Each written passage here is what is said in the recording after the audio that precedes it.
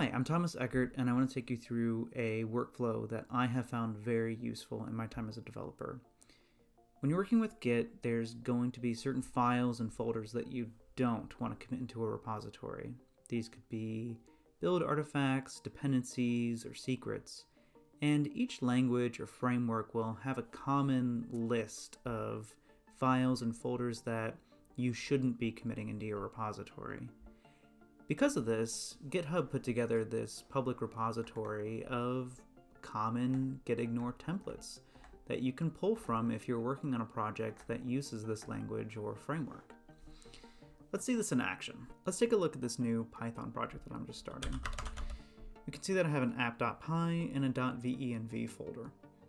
.venv is a common way of naming a virtual environment, which shouldn't be committed into a repository. Each Python developer should have their own virtual environment on their own machine. And unfortunately, if we look at git status, it's going to get pulled in if we add it here. So what we could do is start our own .gitignore, but because .venv is so commonly used in the Python ecosystem, we can go and look at that GitHub repository for the common gitignore for Python.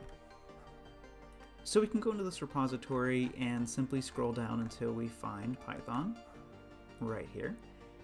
And there's nothing wrong with this, taking this and at this point just copying the raw file and pasting that into our editor.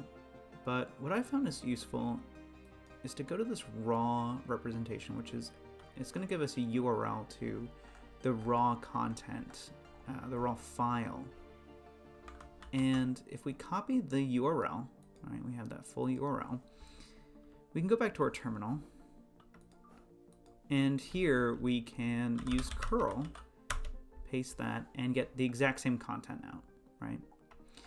So we take that and we pipe it out into a .gitignore file. So we're using this double greater than symbol, which is going to non-destructively either create or append to a .gitignore file or whatever file name we use, right?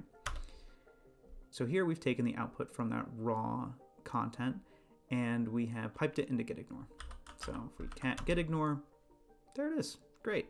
And now if we do git status, we're going to see that we have the gitignore and the app.py, but we're ignoring the .venv. So this is helpful as a one-off, but what's really great is to notice the pattern here. With this URL, the only thing that changes between the different gitignores is the name of the framework or language that you were getting the gitignore for. So what I did to save myself some time when I'm starting up new projects is I wrote this little script. I call it load gitignore and I keep it on my path. You can see that it looks pretty similar to what we did here with curl, except instead of Python here, this takes the first argument into the script.